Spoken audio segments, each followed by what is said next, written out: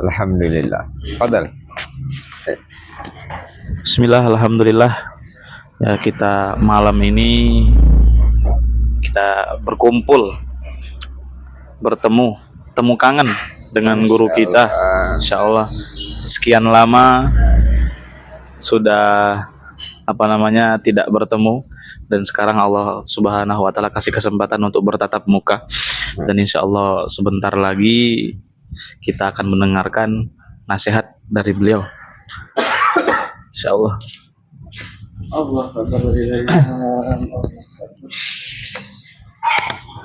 Assalamualaikum warahmatullahi wabarakatuh. Bismillahi, alhamdulillah, wassalatu wassalamu ala rasulillah Sayyidina wa maulana Muhammad ibn Abdillah wa ala alihi wa sahbihi wa mawala.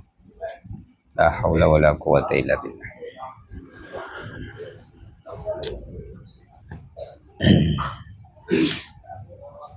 Ada satu pepatah Arab mengatakan, kun ma'allah fa illam takun ma'allah fa kun ma'aman huwa ma'allah. Kun ma'allah, jadilah kamu orang yang selalu bersama Allah.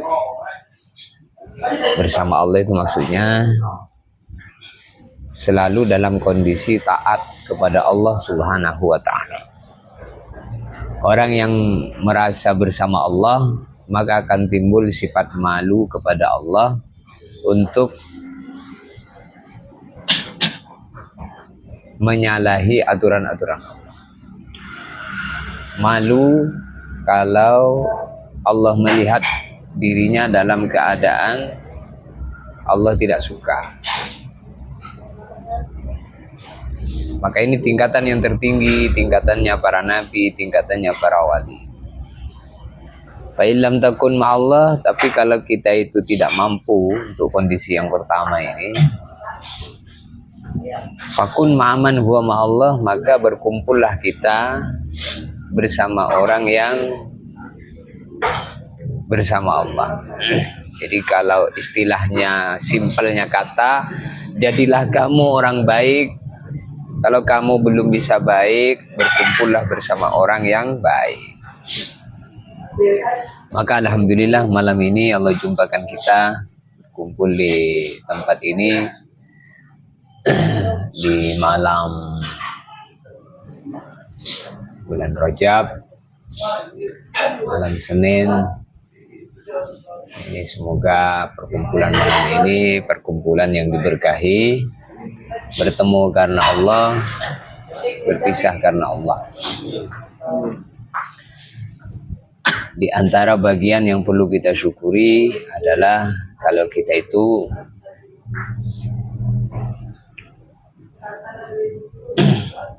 bisa berkumpul dalam kebaikan bersama orang baik. Satu benteng terkuat daripada perbuatan maksiat itu adalah kalau kita itu punya guru yang kita cintai. Maka Nabi Yusuf alaihissalam ketika diajak bermaksiat oleh Zulaikha, Nabi Yusuf alaihissalam menjawab, Inni akhafullah rabbal alamin. Inni akhafullah rabbal alamin. Saya takut kepada Allah, Tuhan semesta alam. Maka dulu ketika saya ngaji tafsir bersama almarhum Syekh saya Sonzairon, jadi Nabi Yusuf alaihissalam dia mampu mengatakan Inni akhafullah rabbal alamin karena terbayang oleh Nabi Yusuf wajah Nabi Yakub. Terbayang oleh Nabi Yusuf wajah Nabi Yakub alaihissalam, ayahnya dan sekaligus gurunya. Sehingga timbul rasa takut untuk berbuat maksiat ketika orang itu punya guru yang ia cintai. Di zaman Nabi ada orang mau masuk Islam. Di zaman Nabi itu ada orang mau masuk Islam. Maka dia bilang sama Nabi, "Wahai Muhammad, saya mau masuk Islam. Tapi saya tidak mau meninggalkan kebiasaan buruk saya." Maka Nabi bertanya, "Apa kebiasaan buruk kamu?" "Saya itu mencuri. Saya itu berzina. Dan saya itu suka membunuh orang. Saya mau masuk Islam, tapi saya harus boleh mencuri, boleh berzina, boleh membunuh." Maka Nabi SAW beliau mengatakan, "Boleh. Asal saya juga minta permintaan, persyaratan juga. Saya minta satu, kamu tidak boleh bohong sama saya. Kamu nggak boleh bohong sama saya." Maka orang kafir tadi mengatakan, "Semudah itu kamu cuma minta supaya saya jangan bohong?" "Iya, saya cuma minta itu."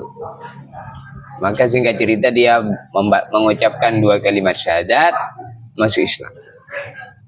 Setelah itu kemudian dia pulang. Di tengah perjalanan ingin berzina.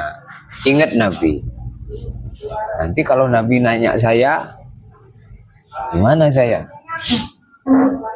Kamu berzina enggak? Nanti aku mau jawab apa? Maka setiap mau mengerjakan maksiat-maksiat, keburukan-keburukan yang sebelumnya memang pekerjaannya sebelum masuk Islam, dia selalu ingat Nabi. Sehingga belum sampai ke rumahnya, di perjalanan meninggalkan Nabi tadi, pulang ke rumah, belum sampai ke rumahnya, dia balik lagi jumpa Nabi, mengatakan, "Wahai Muhammad, alangkah mudah agama kamu. Sesungguhnya setiap aku mengerjakan perbuatan-perbuatan yang menjadi hobi saya, mau berzina, mau mencuri, dan selanjutnya, dan seterusnya, saya itu kok ingat engkau wahai Rasulullah. Saya kok ingat engkau wahai Rasulullah."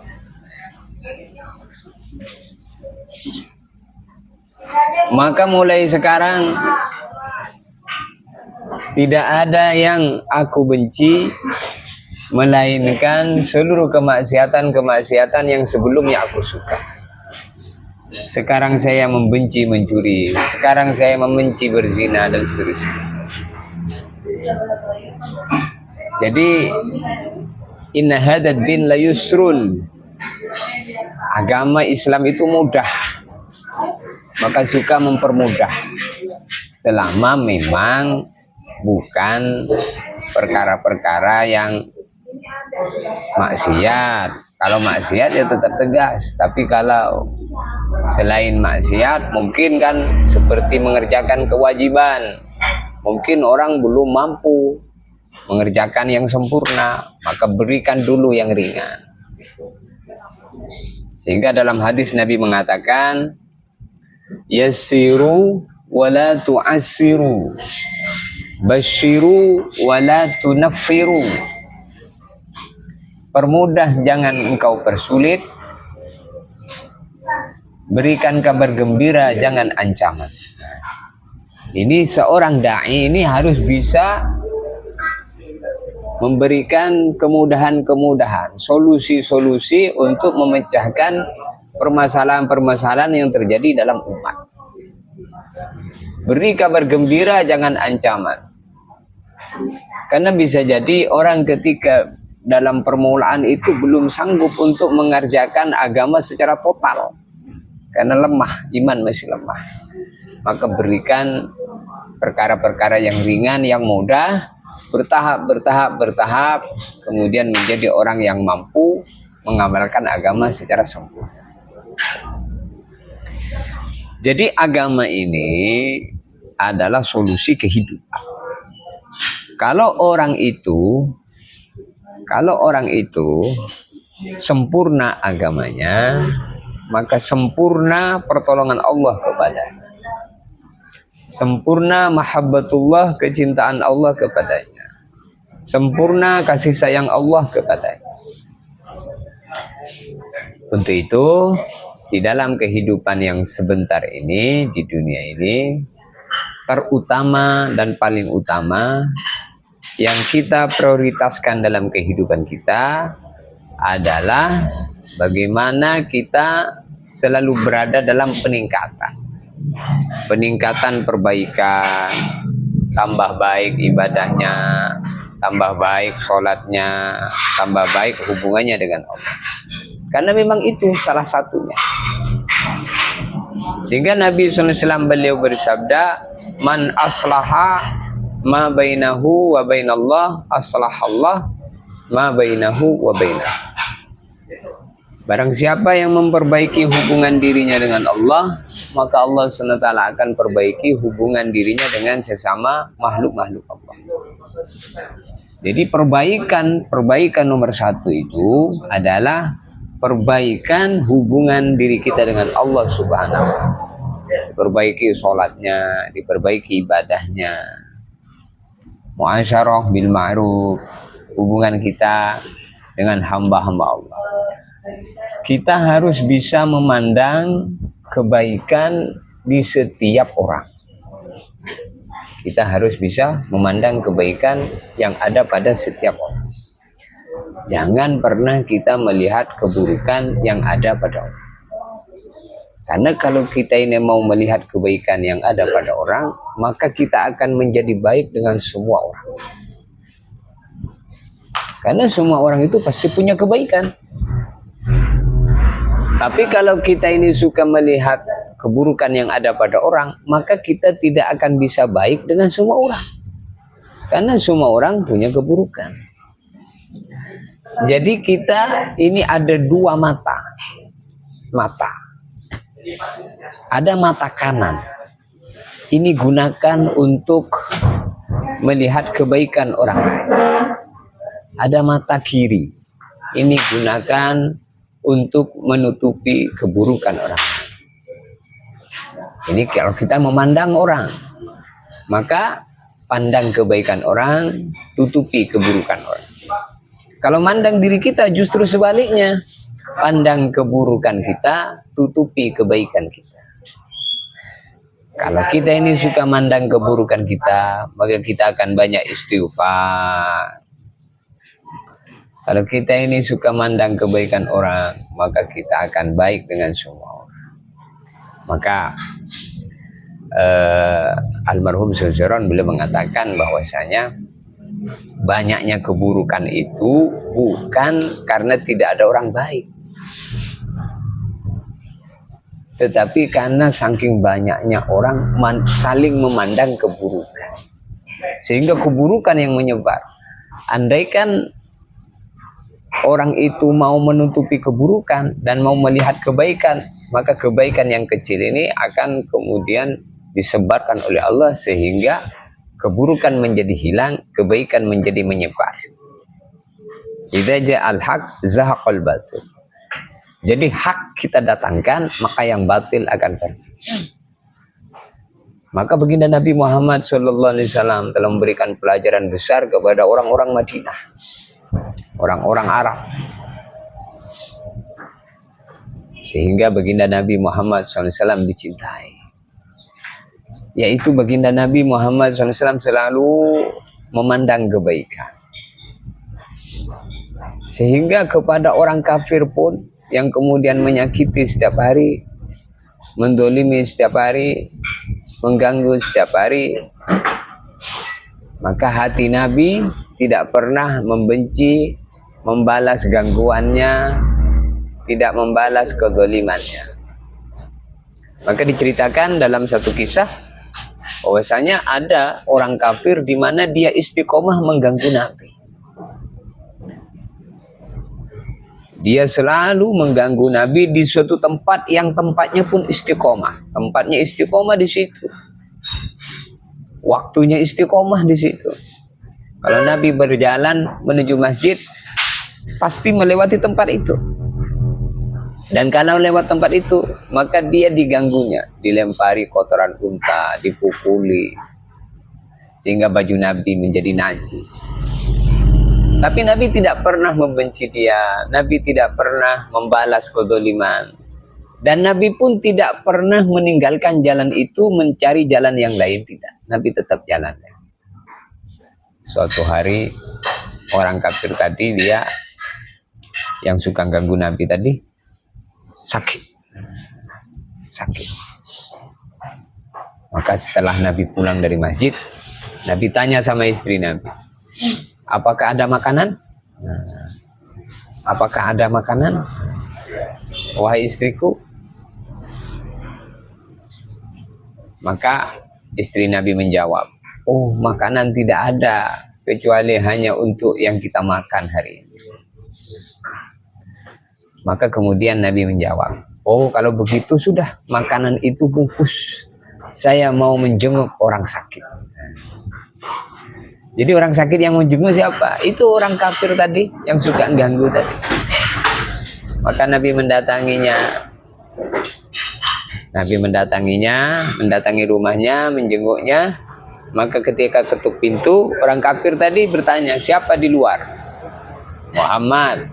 Muhammad siapa? Maka dibukalah pintu, terpandanglah oleh dia Nabi Muhammad yang setiap hari dia sakiti, dia lempari kotoran, dia sakiti setiap saat. Maka kemudian melihat akhlaknya baginda Nabi yang begitu indah tadi, orang kafir mengatakan, alangkah mulianya kamu wahai Muhammad, orang yang setiap hari aku sakiti, orang pertama yang menjenguk saya. Sedangkan teman-teman saya belum satu orang pun menjenguk saya. Oleh karena itu, saksikan wahai Muhammad, dia mengucapkan 2 kalimat syahadat, masuk Islam. Ini pelajaran besar ini, bahwa kehidupan ini contohnya ya Kanjeng Nabi Muhammad. Siapa ngikuti Nabi Muhammad, maka dia akan bahagia selama. Siapa jauh daripada tuntunan Nabi Muhammad, maka dia pasti sengsara. Maka itulah Nabi, wa ma arsalnaka illa rahmatan lil alamin. Nabi diutus itu untuk menjadi rahmat. Nabi itu diutus untuk menjadi rahmat. Maka kalau orang itu mengikuti Nabi, maka dirahmati oleh Allah. Semakin kuat ittiba'nya dengan Nabi Muhammad, maka semakin kuat rahmat Allah bercucuran kepadanya. Maka kalau kita tengok di kitab I'anatul Talibin itu selalu ada kalimat lil ittiba', lil ittiba', lil ittiba'. Alasan amal itu lil ittiba', karena ikut Nabi. Jadi ikut Nabi ini membawa barokah dalam kehidupan. Ikut Nabi ini jalan satu-satunya untuk supaya kita selamat dunia dan akhirat. Dicintai Allah, dosa-dosanya diampuni. Qul in kuntum tuhibbunallah fattabi'uni yuhibbukumullah wa yaghfir lakum dzunubakum. Jadi kalau orang itu mengaku cinta Allah, maka harus ikut Nabi. Kalau orang itu cinta kepada Nabi, maka dosa-dosanya diampuni. Dosa-dosanya diampuni. Dan kemudian diberi kelezatan di dalam amal. Jadi orang itu akan merasakan nikmatnya sholat, nikmatnya ibadah, nikmatnya zikir, kalau dia ini puas ikut Nabi. Maka dalam hadis Nabi bersabda, "Dzaqa ta'mal iman." Pasti mencicipi rasanya iman, rasanya sholat, rasanya zikir, rasanya ibadah. Itu ada rasanya. Siapa yang akan merasakan rasanya iman, rasanya sholat, ibadah, zikir, rasanya mendengarkan tausiah agama itu, bahwa itu nikmat. siapa? Maka ada 3. Dhaqa ta'amal iman man radiya billahi rabba wa bil islami dina wa bi muhammadin nabiyya. Dhaqa ta'amal iman, pasti mencicipi manisnya iman, manisnya amal. Jadi amal itu manis, amal itu lezat. Zikir itu lezat, baca Quran itu lezat, bangun malam tahajud itu lezat, dakwah itu lezat, menyampaikan kebaikan itu nikmat, lezat, berkumpul bersama orang soleh itu nikmat, lezat. Tapi siapa yang akan merasakan kelezatan itu? 3. Man radiya billahi rabbah. Yang pertama, orang yang puas punya Tuhan Allah. Jadi kalau orang itu punya Tuhan Allah itu puas, maka nanti akan dijadikan puas oleh Allah Subhanahu wa taala menjalankan perintahnya Allah.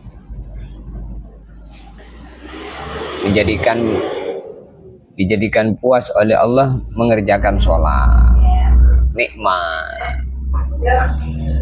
Kemudian yang kedua, wabi Muhammadin nabiyya. Orang yang puas punya Nabi Muhammad sebagai nabi, contoh kehidupan.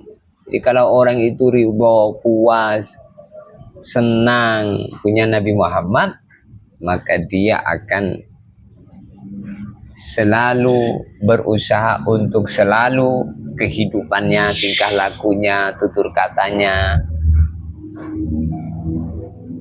berusaha untuk ada kesesuaian dengan baginda Nabi Muhammad.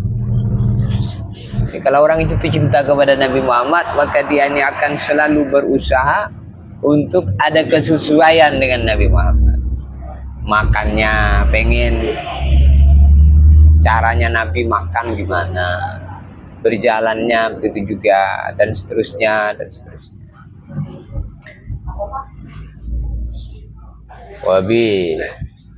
Wabil islami dina, puas Islam sebagai agama yang mengatur kehidupannya, sehingga dia tidak mencari aturan-aturan selain agama Islam. Maka untuk itu disinilah satu garis besar kalau kita itu mau hidup nikmat, yaitu perbaiki hubungan dengan Allah di mana saja. Orang itu kalau baik hubungannya sama Allah, maka dia diangkat menjadi wali Allah. Dalam kitab Azkar, Imam An-Nawawi, beliau menulis satu kisah orang jadi wali sebab dia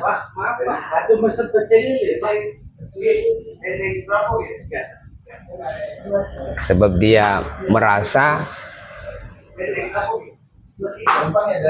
dilihat Allah. Allahu ma'i, Allahu syahidi, Allahu naziri. Allah bersama saya, Allah menyaksikan saya, Allah melihat saya, Allah tahu dengan saya. Ini nama makom muqarrab namanya. Jadi kita itu harus merasa seperti itu. Kalau orang itu merasa bersama Allah, Allah melihat saya, Allah mendengar saya, Allah mengetahui posisi saya, maka kita tidak akan menyalahi hukum-hukum Allah.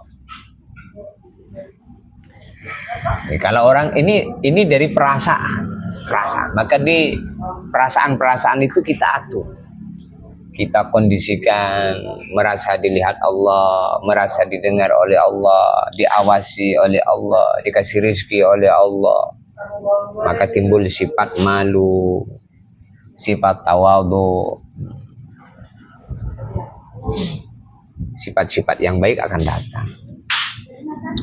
Itulah makom mahabbah, makom tawadhu, merasa tidak punya apa-apa. Ini yang ada pada Sayyidina Abu Bakar As-Siddiq juga. Sehingga suatu hari Sayyidina Abu Bakar As-Siddiq radhiyallahu ta'ala anhu, beliau mengatakan, ya laita ummi lam talidne. Coba umpama ibu tidak melahirkan saya. Alangkah beruntungnya kalau umpama ibu tidak melahirkan saya.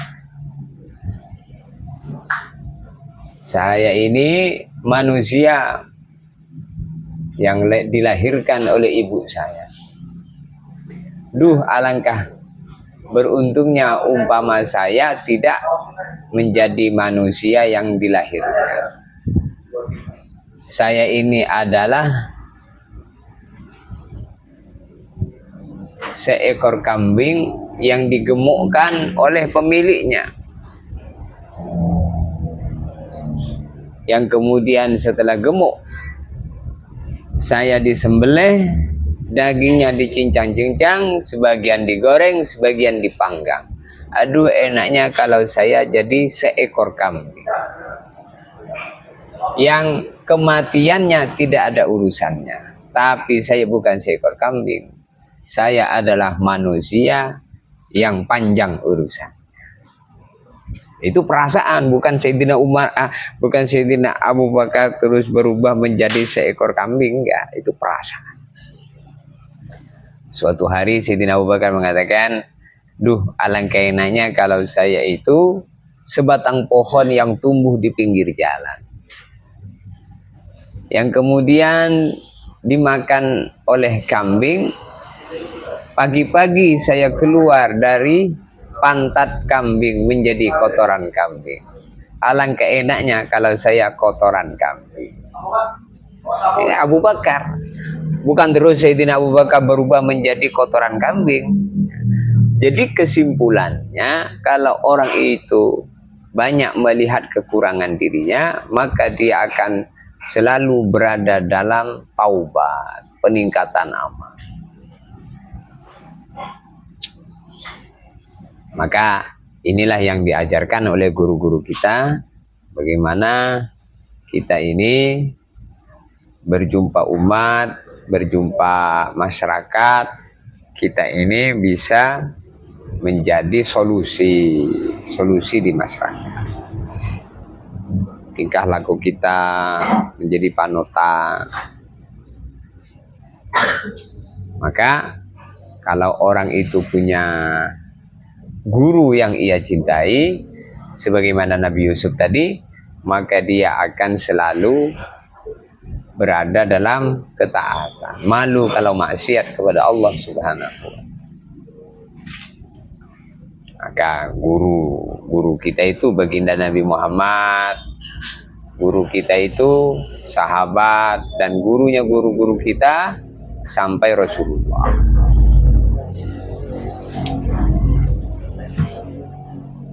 Jadi ini satu pandangan yang perlu kita aplikasikan dalam kehidupan. Maka siapa itu yang bertaubat gara-gara melihat secari kertas itu? Siapa? Ada yang ingat tak?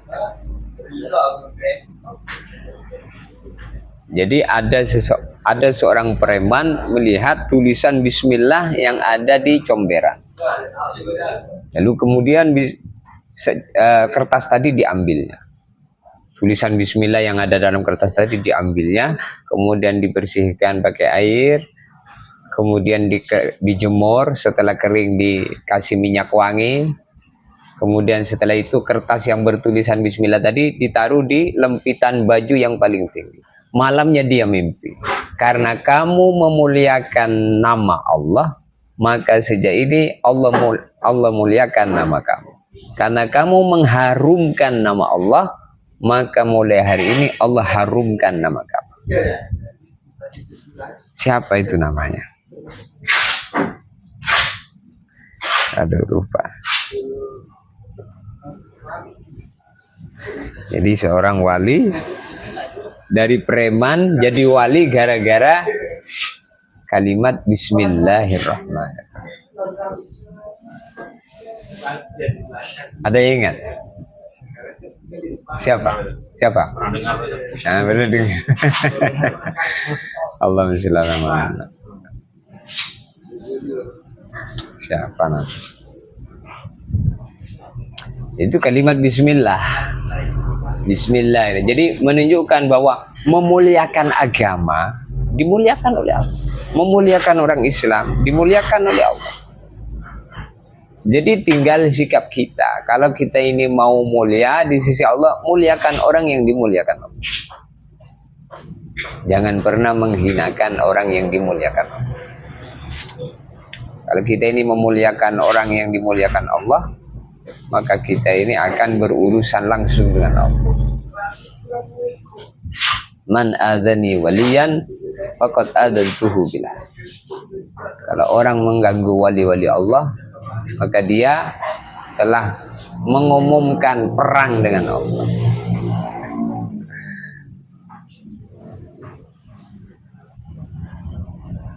Bukan sensibli, bukan. Maka dalam hadis dalam tafsir Bismillah itu di muqaddimahnya itu disebutkan bahwasanya man arada ayyahya sa'ida wa yamutu syahida falyaqul bismillah inda ibtida'i kulli. Siapa orang itu pengen hidup bahagia, pengen mati syahid, hendaklah ucapkanlah selalu bismillahirrahmanirrahim setiap memulai segala sesuatu.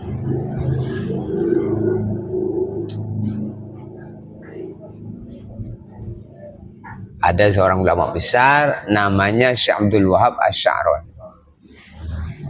Syekh Abdul Wahab Asy-Sya'rani itu beliau mengatakan,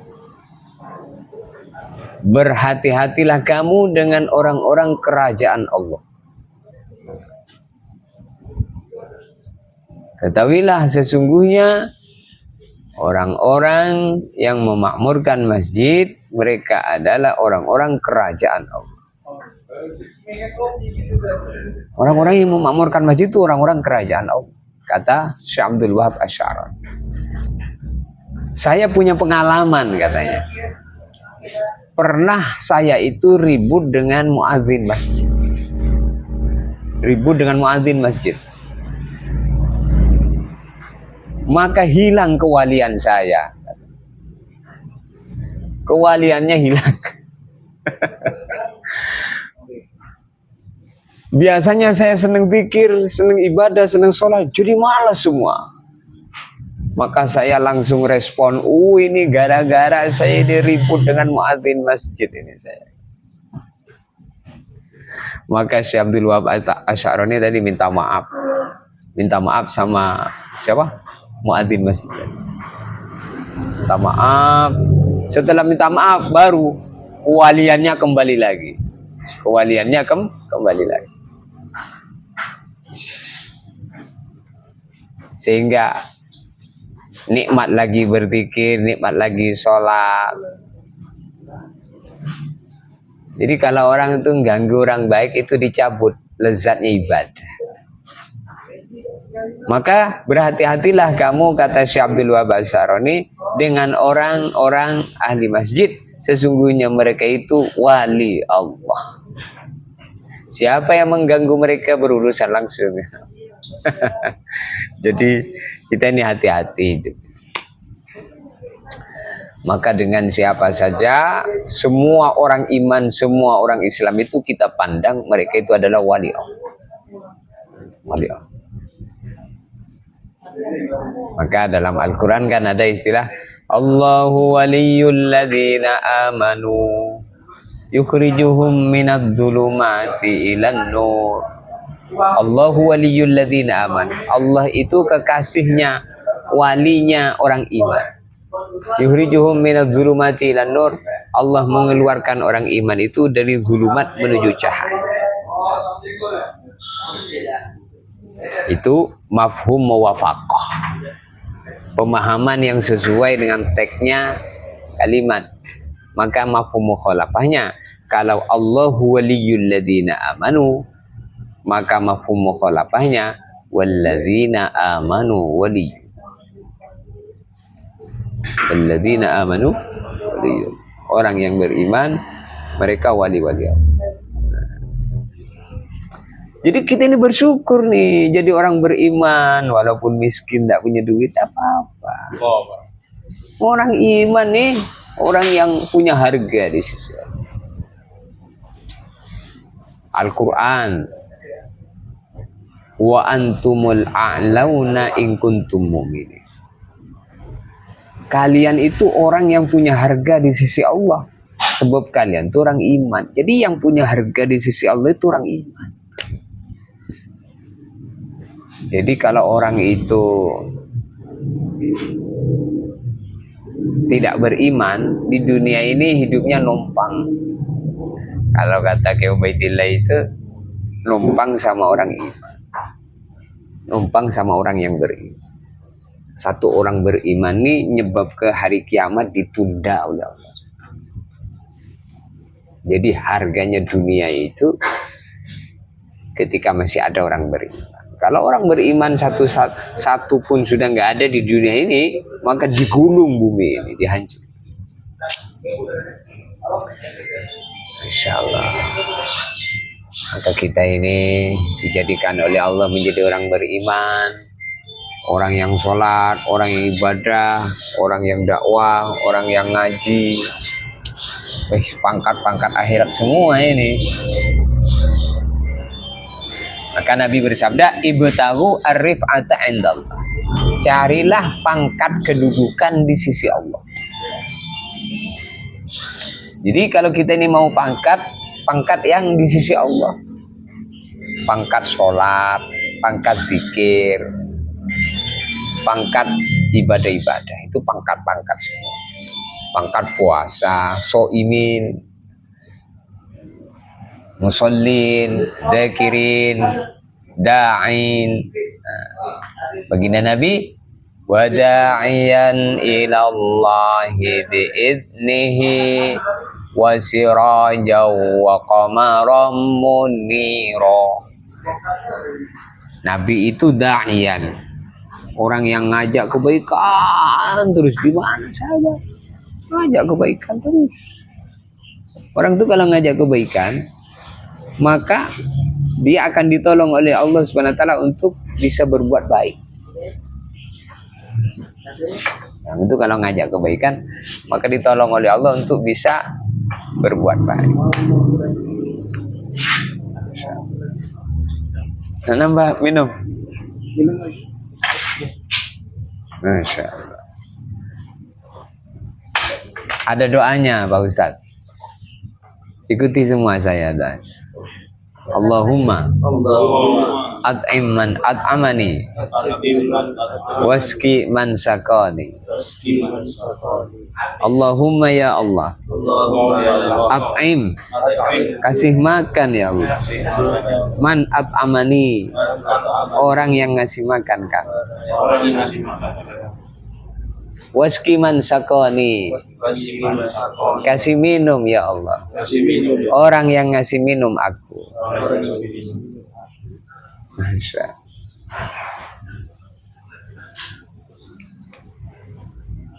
Jadi di dunia itu orang itu diciptakan oleh Allah bermacam-macam, bertingkat-tingkat. Maka kita harus ngerti tingkatan orang-orang di dunia. Ada yang dijadikan ulama, ada yang dijadikan umara, ada yang dijadikan agniya, ada yang dijadikan fuqara. Macam-macam tingkatannya. Dan masing-masing itu ada kedudukan di sisi Allah. Kedudukan tertinggi adalah muttaqin. Muttaqin, mukminin, mukhlisin.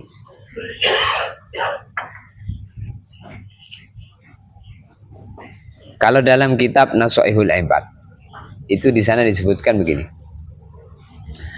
Izzud dunya bil mal wa izzul akhirah bi shalihatil amal. Terhormat di dunia dengan harta benda, terhormat di akhirat dengan amal soleh.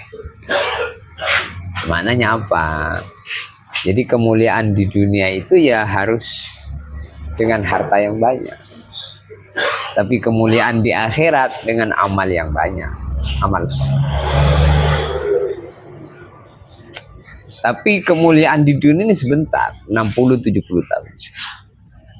Dan kemuliaan yang selama-lamanya ya kemuliaan di akhir. Maka Nabi mengatakan, ibtaghu ar-rif'ata indallah. Carilah pangkat kedudukan di sisi. Kan itulah pangkat yang abadi. Ketika orang-orang nanti datang di hari kiamat, maka ada orang masuk surga bermacam-macam. Ada yang dari pintu sholat, ada yang dari pintu zakat, ada yang dari pintu zikir, ada yang dari pintu dakwah, ada yang dari pintu syukur, ada yang dari pintu sabar, macam-macam.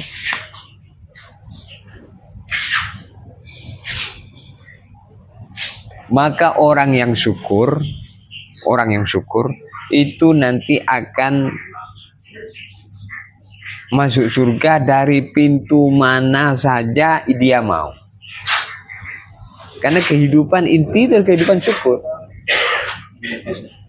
Maka dalam hadis disebutkan, alhamdulillah samaniyatu ahrufin. Alhamdulillah samaniyatu ahrufin. Hurufnya ada 8. Alhamdulillah itu hurufnya ada 8. Alhamdulillah samaniyatu ahrufin. Alhamdulillah itu hurufnya ada 8. Alif, lam, ha, mim, dal, lam, ha, 8. Lam, ha, 8. Mangqalaha an safai qalbin. Siapa mengucapkan alhamdulillah dari hati yang bersih, istahaqqa ayadhulal jannah min ayyi abwabiha syaa. Dia berhak masuk surga dari pintu mana saja dia mau. Jadi inti hidup itu syukur. Sehingga kadang orang sakit itu layaknya bukan sabar tapi syukur kan. Loh, gimana sakit kok syukur? Kalau orang itu sakit terus kemudian bisa sabar, maka dia harus syukur. Jadi kalau ada orang yang sakit itu harus syukur kalau dia bisa sabar dengan sakit. Kenapa? Karena sabar dengan sakit itu adalah nikmat yang perlu disyukuri. Allah. Orang sakit syukur kalau dia bisa sabar. Orang miskin syukur kalau bisa sabar. Orang kaya syukur kalau bisa syukur. Loh, iya, orang kaya syukur kalau bisa syukur. Jadi inti hidup itu apa? Inti hidup itu syukur saja sebenarnya. Tidak ada yang lain. Jadi orang dapat musibah sabar, maka dia syukur. Kenapa syukur? Karena dikasih nikmat berupa sabar, masya Allah. Kalau orang itu syukur sudah kebaikan lah. Semua kebaikan, semua pahala. Orang itu kesandung, kakinya kepleset, keselio. Dia mengatakan apa? Alhamdulillah. Kok enggak astagfirullah? Alhamdulillah. Saya kok kepleset bisa ingat Allah. Allah. Maka i'malu ala Dawud syukra wa qalilun min ibadiyas syakur. Jadi orang yang syukur itu sedikit. Inti syukur itu taat tadi. Inna a'tayna kal kausar fasolli li rabbika wanhar. Allah telah ngasih bermacam-macam nikmat, maka kita sholat, maka kita berkorban. Ibadah tertinggi itu sholat 5 waktu. Jadi inti kehidupan itu adalah syukur. Syakirin, maka orang-orang yang bersyukur, orang yang banyak syukur.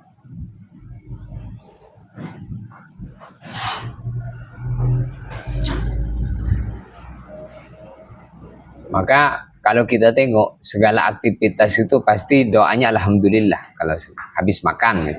Alhamdulillahilladzi at'amana wa saqana wa ja'alana minal muslimin. Nanti habis tidur, alhamdulillah alladzi ahyana ba'dama amatana wa ilaihi.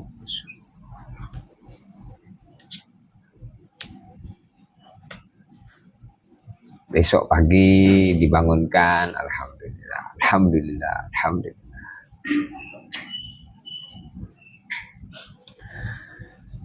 Doa yang kita baca ketika duduk di antara dua sujud itu isinya ada 8. Robbi firli warhamni wajburni warfa'ni warzuqni wahdini wa'afini wa'afani.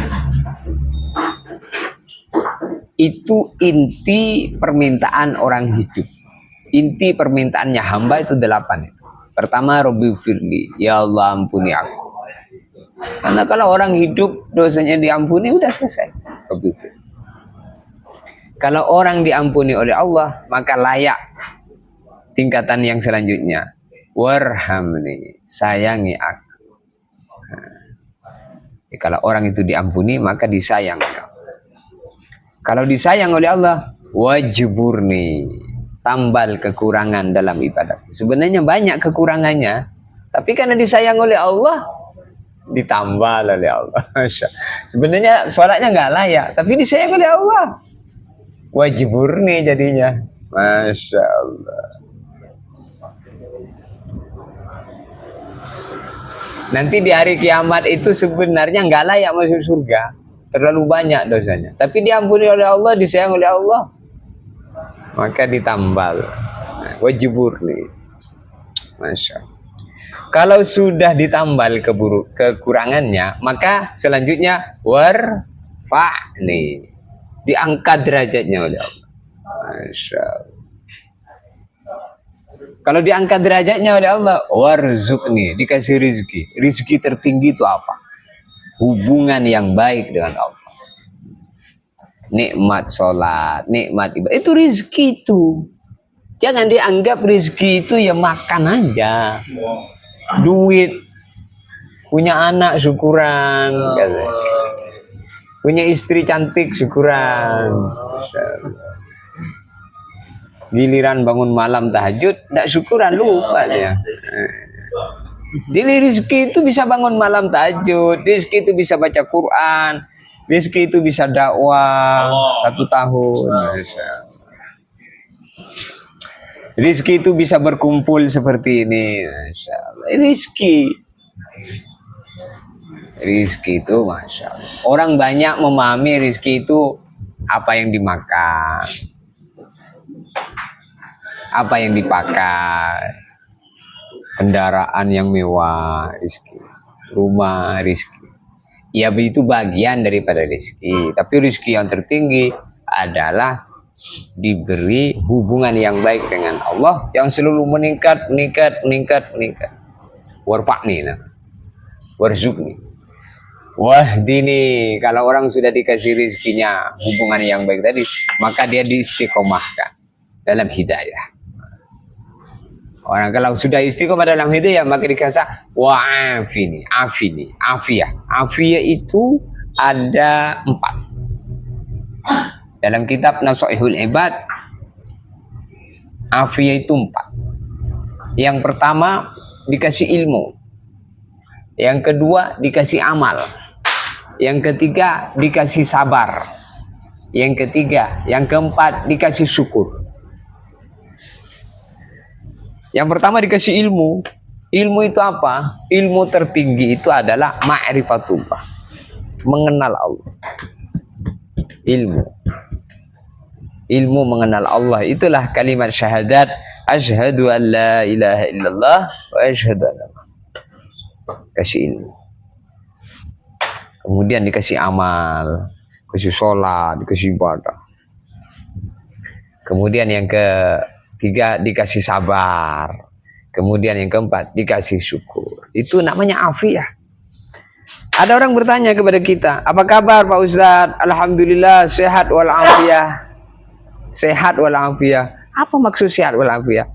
Sehat itu adalah bagian luar. Matanya bisa melihat, telinganya bisa mendengar, mulutnya bisa bicara, tangannya bisa megang, kakinya bisa berjalan. Ini sehat. Afiah, itulah sifat-sifat dalam tadi. Punya iman, hatinya bersih dari takabur, ria, ujub, sum'ah, macam-macam. Bersih dari nifaq. Masya.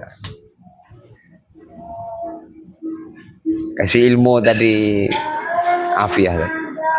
Kasih amal tadi, kasih syukur, kasih sabar. Maka kemudian yang terakhir, wa'fu anni, dimaafkan oleh Allah. Mudah-mudahan termasuk kita semua insya Allah ya. Alhamdulillah. Malam ini kita bisa berbincang-bincang. Mudah-mudahan perbincangan ini perbincangan yang membawa barokah bagi kita. Amin. Bertambahnya ilmu, bertambahnya Amin. jadi nasihat untuk diri kita dan kita semua. Amin. Jadi nasihat untuk diri kita dan kita semua. Maka kalau dalam khutbah Jumat, usikum wa nafsi.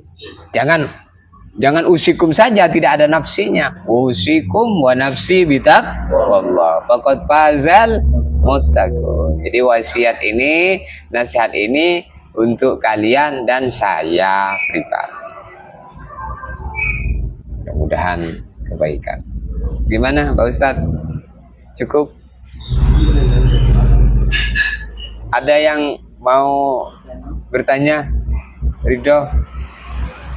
Atau silakan. Yang dari yang didengar itu Silakan para alumni. apa tadi? Yang didengar tadi? Ada yang mau ditanyakan?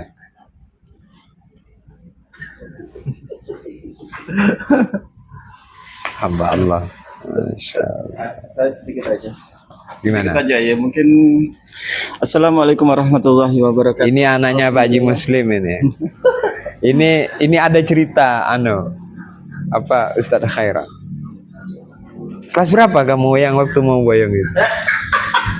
Nggak tahu, kelas 3. Jadi sudah mau boyong. Maka saya ajak ke depan rumah itu ya. Masya Allah. Jadi wali ini sekarang. Lanjut Pak Ustadz, ada apa? Bismillahirrahmanirrahim. Sedikit ya, karena saya ini biasa bergerak di masyarakat, membantu masyarakat baik urusan kematian maupun peribadatan. Kemudian banyak terjadi di peribadatan ini, mungkin di saat kita menyandarkan sesuatu pada hukum akal, maka yang terjadi akan sedikit menjadi satu perdebatan atau satu perselisihan ya. Contoh? Nah, ini terkait generasi Islam. Kebenaran saya memang bergerak di kemasyarakatan, memang sebagian di antara masyarakat kita ada sedikit yang kurang berkenan terkait anak-anak remaja kita kan biasanya senang main di tempat ibadah kan, di saat ada orang sholat dan selain lari. Nah, di sini terjadi perdebatan biasanya kalau anak-anak semacam ini kan akan membawa ketidakkhusyuan. Saya pernah mendengar nasihat Kiai pada waktu itu bahwasanya Allah Subhanahu wa taala memandang salat ini pasti diterima di saat kita berjamaah dengan apa yang dinilai Allah. Yang pertama dari kekhusyuan tadi ya, imamnya. Apabila imam tidak khusyuk maka akan dinilai dari makmumnya. Kemudian setelah makmumnya tidak khusyuk maka akan dinilai dari barisan atau safnya. Nah, disinilah seandainya kita mengetahui tentang kaidah itu, mungkin kita tidak akan menghalangi daripada generasi untuk mengajarkan kepada mereka untuk selalu taat kepada Allah dengan jalan sholat kita awali. Mudah-mudahan dengan kita selalu membimbing, menjaga dengan kasih sayang, generasi Islam ini akan semakin bertumbuh dan akan semakin mencintai tempat ibadah dan semakin menguatkan agama Islam. Tetapi ini banyak dari kita ini kadang-kadang data anak-anak sebagai kepengurusan ini kan kita gimana harus ngasih solusi gitu loh. Jangan nanti merusak orang-orang tua sedang sholat segala macam. Nah, memang alangkah baiknya di saat anak kita datang ke musola atau masjid, semestinya kita sebagai orang tua memberi pendampingan kepada anak tersebut supaya tidak terjadi mengganggu kepada jemaah yang lain. Nah, tetapi kita ada mungkin sebagian kita sudah mendengar riwayat baginda Nabi Muhammad SAW di saat Sayyidina Hasan Hussein naik ke punggung beliau. Tapi pada akhirnya di saat Sayyidina Hasan Hussein tidak datang ke masjid, Rasulullah SAW menanyakan kemana cucuku semacam itu. Nah, apakah dengan semacam itu menurut Kiai bagaimana cara kita menyikapinya dan solusi terbaik ini baik untuk yang tua maupun yang anak-anak supaya dapat semakin cinta kepada tempat ibadah karena mereka menjadi tonggak generasi Islam di masa yang akan datang. Terima kasih ya, mungkin sedikit. Ya, jadi termasuk tugas orang tua adalah mendidik anak untuk membiasakan diri dalam kebaikan. Misalnya diajak ke masjid supaya terbiasa ke masjid sehingga nanti harapannya besarnya menjadi orang yang mencintai masjid. Maka kalau umpama ada anak kecil datang di masjid lalu ribut di masjid, itu kita sebenarnya nggak usah menggubris ya, namanya anak kecil, udah ke masjid aja sudah kebaikan walaupun dia itu tidak sholat, hanya ribut di masjid. Walaupun tidak sholat, hanya ribut di masjid. Karena kalau itu kita misalnya ada anak kecil ribut di masjid kemudian diusir, mungkin kelihatannya masjid itu bersih daripada anak kecil, tidak ada ribut lagi. Tapi akan timbul pemahaman bahwasanya anak kecil yang dari kecil tidak pernah ke masjid itu nanti tuanya juga tidak ke masjid. Jadi kalau ada anak kecil pergi ke masjid, maka kita tinggal memberikan solusi penertiban aja. Kalau sudah ditertibkan masih ribut, omongin lagi jangan ribut, tapi jangan sampai diusir. Omongin lagi jangan ribut. Sekali tidak bisa, 2 kali, 3 kali, 4 kali, 5 kali. Tapi intinya nggak boleh ngusir anak kecil dari masjid, walaupun dia mengganggu kita. Karena itulah generasi yang akan meneruskan orang-orang yang sekarang tua-tua di masjid. Yang akan meneruskan ya anak-anak kecil ini.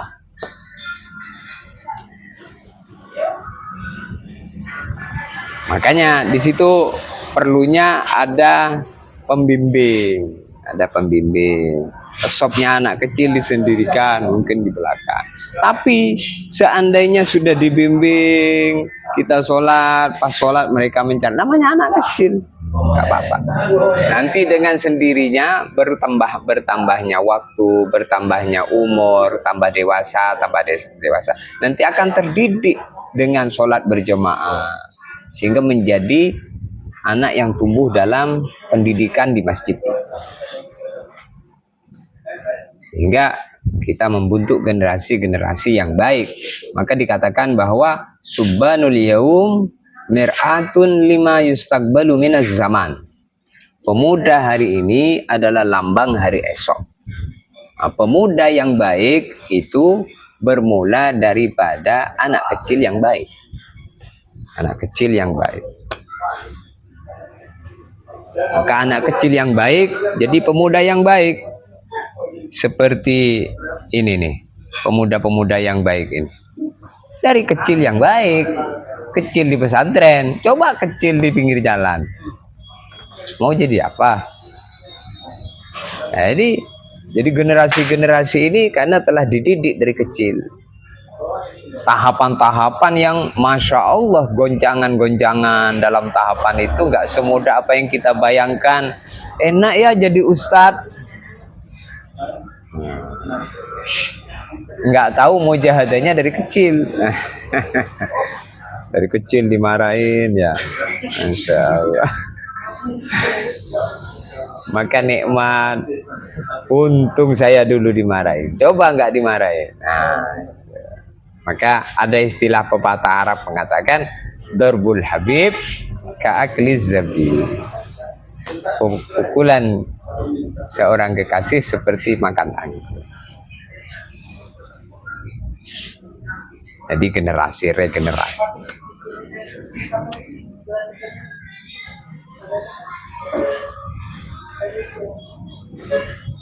Tapi memang banyak itu di masjid-masjid itu anak kecil diusir dari masjid. Jadi tidak boleh mengusir anak kecil dari masjid. Tentunya orang yang sudah yang sudah sunat lah minimal kalau dibawa ke masjid. Kalau masih pakai pampers, usahain di rumah aja. Tapi ini Pak Ustadz Doiron, ada pengecualian. Tentunya yang ke masjid itu yang sudah sunat. Sudah sunat, yang baru balik, belum banyak ngerti tertib-tertib, maka nggak apa-apa bertahap. Ini subhanul yaum mir'atun lima yustaqbalu minaz zaman.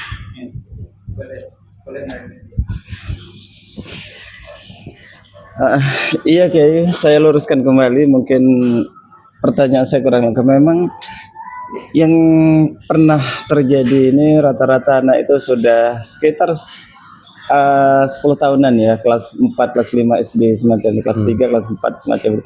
Bahkan ada yang sudah remaja. Ya tapi namanya anak-anak kan memang tempatnya bermain gitu loh. Usaha kita untuk membimbing anak-anak itu terkait sebab yang terbelakang pun sudah kita lakukan terus-menerus tanpa henti. Tetapi anak-anak masih semacam itu Kiai. Nah jadi secara hukum fikih nyata ini gimana bagusnya gitu loh.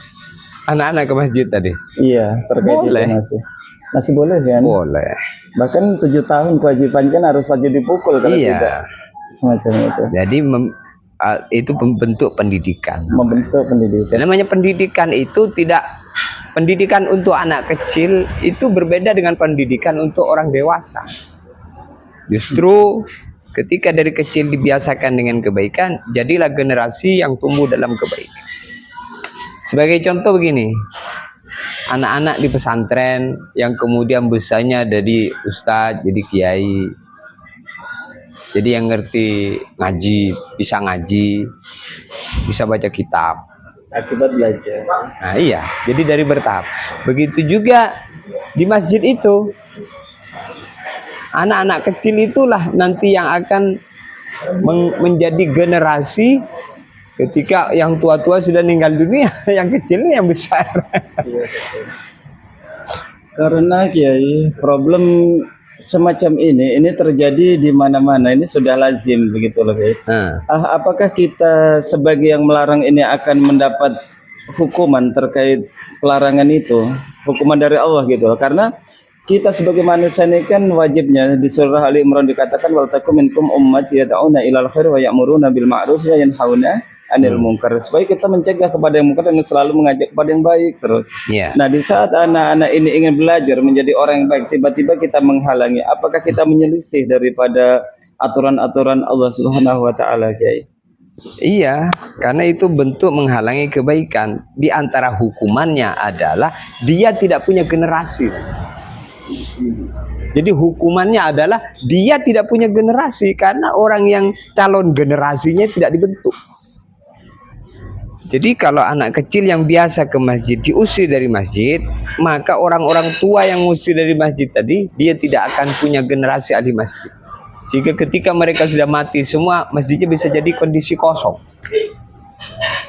Nah itu termasuk siksaan Allah itu.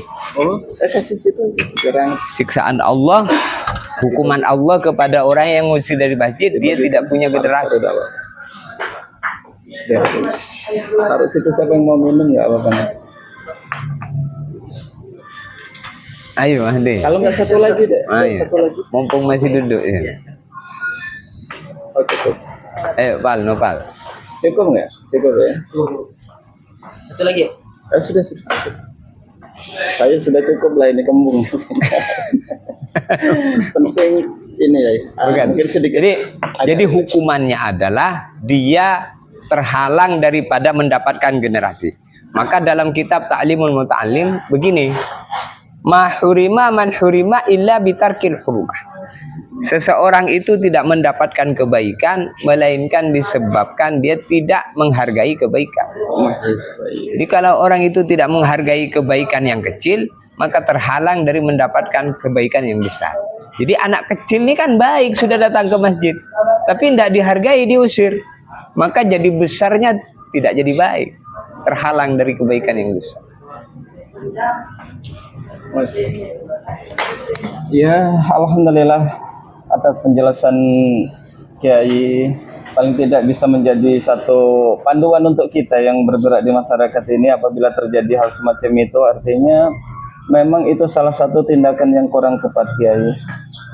Nah, dengan adanya penjelasan ini paling tidak menjadi satu acuan untuk kita lebih memperbaiki dalam rangka mendampingi generasi, karena memang masjid ini senang sekali ya, untuk perkumpulan anak-anak.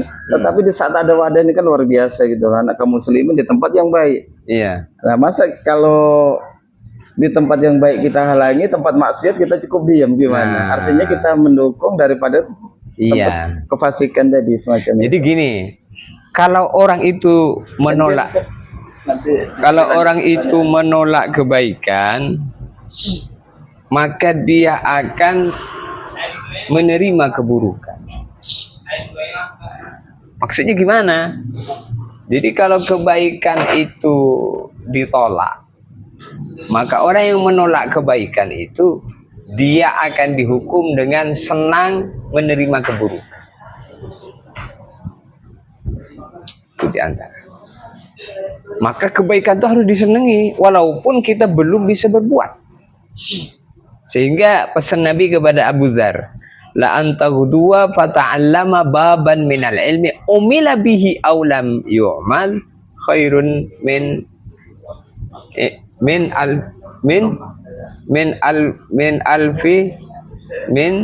alfi rak'atin tatawwu'. Ya.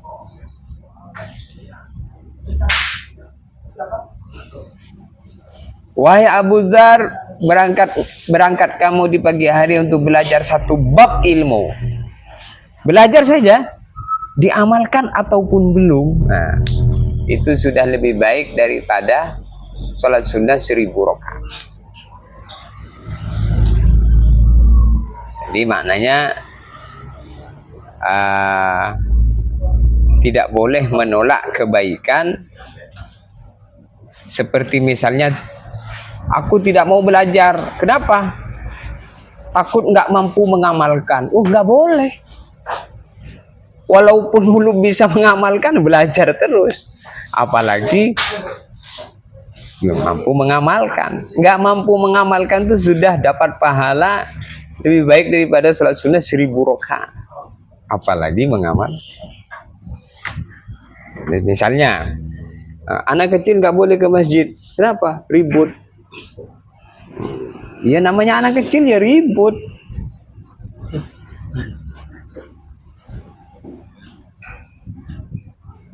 Maka anak kecil datang ke masjid itu satu kebaikan sebagai pendidikan. Pendidikan membiasakan diri datang ke masjid. Walaupun di masjid ribut. Jangan gara-gara ribut di masjid terus tidak boleh datang ke masjid. Ini bahaya. Ada lagi?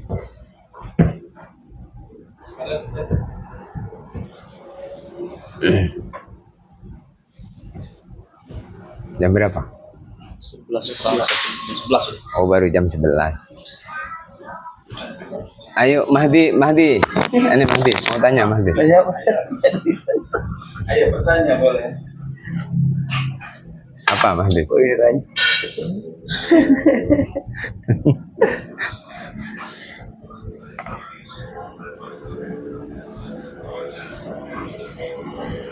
Manis ini. Alhamdulillah.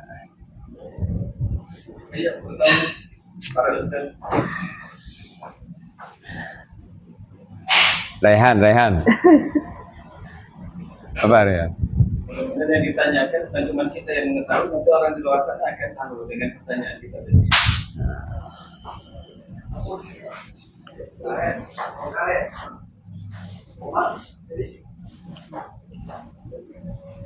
Nopal.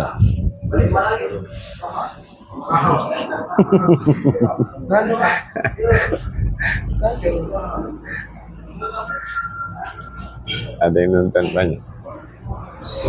Hah? Alhamdulillah, masya Allah.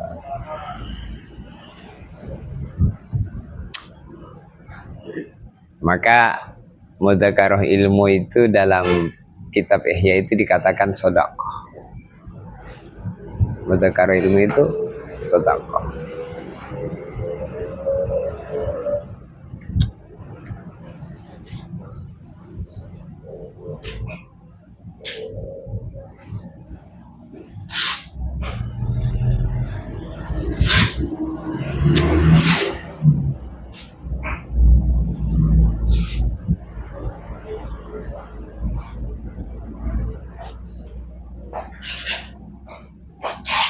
Mudzakarah itu dianggap tasbih, bacaan tasbih, dihitung tasbih.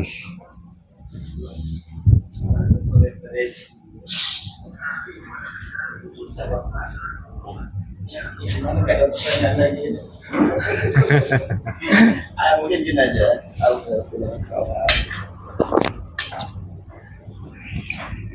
Ya alhamdulillahirabbil alamin, puji syukur kehadirat Allah Subhanahu wa taala. Banyak pemaparan yang telah disampaikan oleh guru kita Kiai Haji Saleh Abdul Aziz Al-Hafiz, serta ada beberapa pertanyaan yang sudah beliau jawab. Mudah-mudahan apa yang telah beliau sampaikan ini akan menjadi satu pembelajaran untuk kita semua. Ini gimana Kiai? Apa mau dilanjut atau kita stop dulu? Sekali lagi teman-teman, saya ingatkan untuk bagi panjenengan di luar sana yang ingin mengikuti kajian ilmu, kajian hati, dapat mengikuti di channel YouTube melalui Cahaya Kalam Ilahi atau via live TikTok di Fikir Akhirat. Mudah-mudahan channel ini akan selalu menampilkan kajian-kajian ilmu mau'izah hasanah. Semoga harapan kami menjadi satu asbab kebaikan untuk kita semua dan menjadi penambah wawasan atau ilmu untuk kita semua.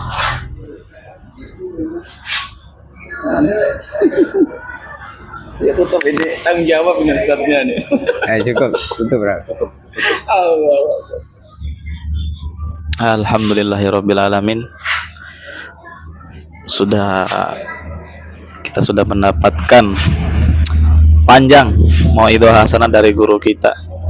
Maka mudah-mudahan apa yang beliau sampaikan bisa menjadi manfaat bagi kita dan keberkahan bagi kita semuanya, dan semuanya niat mengamalkan dan menyampaikan insyaallah.